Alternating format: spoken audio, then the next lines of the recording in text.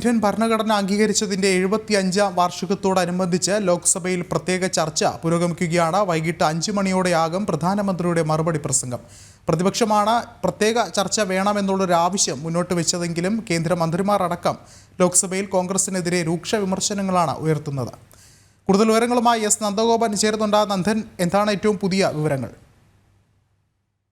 ലോക്സഭയിൽ ഇപ്പോൾ ചർച്ച പുരോഗമിക്കുകയാണ്. ഏതാണ്ട് 5:30 പ്രധാനമന്ത്രിയുടെ മറുപടി പ്രസംഗം ഉണ്ടാകുക. പ്രതിപക്ഷമാണ് ഇത്തരത്തിലൊരു ആവശ്യം മുന്നോട്ട് വെച്ചത്. അതായത് ലോക്സഭയിൽ ഭരണഘടന സംബന്ധിച്ചുള്ള ചർച്ച ആവശ്യമാണെന്ന്. 2 ദിവസം ലോക്സഭയിലും 2 ദിവസം രാജ്യസഭയിലും ചർച്ച നടത്താമെന്ന് സർക്കാർ അംഗീകരിക്കുകയായിരുന്നു. അതിനെ തുടർന്ന് ഇന്നലെയും ഇന്നുമായാണ് ലോക്സഭയിൽ ചർച്ച നടക്കുക. ഇന്നലെ കേന്ദ്രമന്ത്രി രാജ്നാഥ് സിംഗാണ് ചർച്ചകൾക്ക് തുടക്കമിട്ടത്. രൂക്ഷ വിമർശനമാണ് രാജ്നാഥ് സിംഗിന്റെ ഭാഗത്തു നിന്നുണ്ടായിരുന്നത്. പ്രത്യേകിച്ച് കോൺഗ്രസുകാർ ഭരണഘടനയെ പോക്കറ്റിലിട്ട് നടക്കുകയാണെന്നുള്ള വിമർശനമായിരുന്നു ഇന്നലെ രാജ്നാഥ് സിംഗിന്റെ ഭാഗത്തു നിന്നുണ്ടായിരുന്നത്.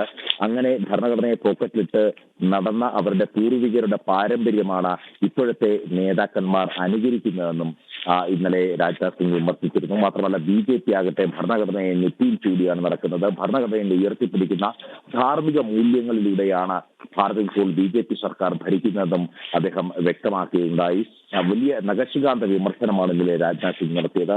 അതേ രീതിയിൽ അല്ലെങ്കിൽ അതിനപ്പുറം കടന്നുകൊണ്ട് ഇന്ന് അനുരാഗ് സിംഗ് ഠാക്കൂറും കിരൺ റിജിജുവും അതേപോലെ തന്നെ രവിശങ്കർ പ്രസാദും അടക്കമുള്ള BJPയുടെ മുതിർന്ന നേതാക്കൾ കോൺഗ്രസിനെതിരെ രൂക്ഷ വിമർശനം ഉയർത്തുന്ന സാഹചര്യമായിരുന്നു ഉണ്ടായിരുന്നത്. പ്രത്യേകിച്ച് കിരൺ റിജിജു ചൂണ്ടിക്കാണിക്കുന്നത് പ്രതിപക്ഷം പലതവണ ആവർത്തിക്കുന്നത് ന്യൂനപക്ഷ വിരുദ്ധരാണ് BJP അല്ലെങ്കിൽ സർക്കാർ എന്നുള്ളതാണ് പ്രതിപക്ഷം പ്രധാനമായും ഉന്നയിക്കുന്ന ആരോപണം. എന്നാൽ അയൽ രാജ്യങ്ങളിലേക്ക് നോക്കുക, ബംഗ്ലാദേശ് ആണെങ്കിലും പാകിസ്ഥാൻ ആണെങ്കിലും അഫ്ഗാനിസ്ഥാൻ ആണെങ്കിലും ഇവിടെയെല്ലാം ന്യൂനപക്ഷ വേട്ടകൾ നടക്കുന്നു. യൂറോപ്പിൽ ന്യൂനപക്ഷ വേട്ടകൾ നടക്കുന്നു. യൂറോപ്പിൽ മുസ്ലിം സമുദായമാണ് ഈ അക്രമത്തിന് ഇരയാകുന്നതെങ്കിൽ പാകിസ്ഥാനിലേക്ക് നോക്കിയാൽ അവിടെ ഹിന്ദുക്കളാണ് അക്രമത്തിന് ഇരയാകുന്നത്. അഫ്ഗാനിസ്ഥാനും സമാനമായ രീതിയിൽ ഹിന്ദുക്കൾ അക്രമം നേരിടുമ്പോൾ ബംഗ്ലാദേശിൽ സിഖുകാരും ക്രിസ്ത്യാനികളും ഹിന്ദുക്കളും അടങ്ങുന്ന ന്യൂനപക്ഷ അക്രമത്തിന് ഇരയാകുന്നു എന്നുള്ളതാണ്.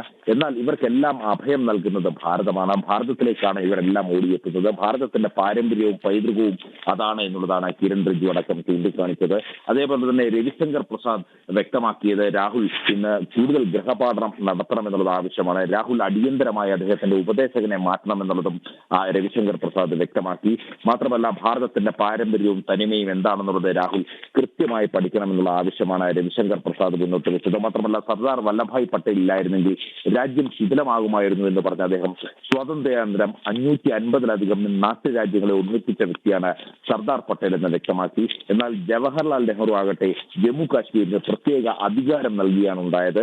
അങ്ങനെ തുടർന്ന് ജമ്മു കാശ്മീരിൽ ഉണ്ടായ പ്രശ്നങ്ങൾ പരിഹരിക്കാൻ നരേന്ദ്രമോദിക്ക് അവിടെ എത്തേണ്ട സാഹചര്യം ഉണ്ടായി എന്നുള്ളതാണ് രവിശങ്കർ പ്രസാദ് ചൂണ്ടിക്കാണിച്ചത്. 1975-ലെ അടിയന്തരാവസ്ഥ പ്രശ്നങ്ങളും രവിശങ്കർ പ്രസാദ് ഓർമ്മിപ്പിച്ചു. അതേസമയം 84-ൽ നടന്ന സിഖ് കലാപമാണ് അനുരാഗ് ഠാക്കൂർ എടുത്തു കാട്ടിയത്. അതേപോലെ തന്നെ ശ്രീനാഥ് ഷിൻഡ, ശിവസേനയുടെ ശ്രീനാഥ് ഷിൻഡയും രൂക്ഷമായ വിമർശനമാണ് കോൺഗ്രസിനെതിരെ ഉയർത്തിയത്. ആയിരക്കണക്കിന് സിഖുകാരെ കൊന്ന പാരമ്പര്യമാണ് കോൺഗ്രസിനുള്ളത്. രാഹുൽ ഗാന്ധിയാണ് അതേ പാരമ്പര്യത്തിലുള്ള രാഹുൽ ഗാന്ധിയാണ് അഹിംസയെ പറ്റി വാദിക്കുന്നതെന്നാണ് ശ്രീനാഥ് ഷിൻഡെ വ്യക്തമാക്കിയത്, ശിവസേനയുടെ MP. അങ്ങനെ കോൺഗ്രസ് ആണ് ഈ ഭരണഘടനയെ സംബന്ധിച്ചുള്ള ചർച്ച വേണമെന്ന് ആവശ്യപ്പെട്ടെങ്കിലും അത് കോൺഗ്രസിന് തന്നെ വലിയ തിരിച്ചടിയായി നിൽക്കുന്ന ഒരു സാഹചര്യമാണ്. ഏതാണ്ട് അരമണിക്കൂറുകൾ കൂടി കഴിയുമ്പോൾ പ്രധാനമന്ത്രി നരേന്ദ്രമോദിയും പാർലമെന്റിൽ ലോക്സഭയിൽ ഇതിന് മറുപടി നൽകും. സ്വാഭാവികമായും രൂക്ഷ വിമർശനമാകും കോൺഗ്രസിനെതിരെ പ്രധാനമന്ത്രി ഉയർത്തുക. ശേഷം 16, 17 തീയതികളിൽ രാജ്യസഭയിലും ഇത് സംബന്ധിച്ചിട്ടുള്ള ചർച്ചകൾ നടക്കും. അവിടെ കേന്ദ്ര ആഭ്യന്തരമന്ത്രി അമിത്ഷായാകും ഈ ചർച്ചകൾക്ക് മറുപടി നൽകുക. ശരി, എസ് നന്ദഗോപനാണ് വിശദമായ റിപ്പോർട്ടുകൾ നൽകിയത്.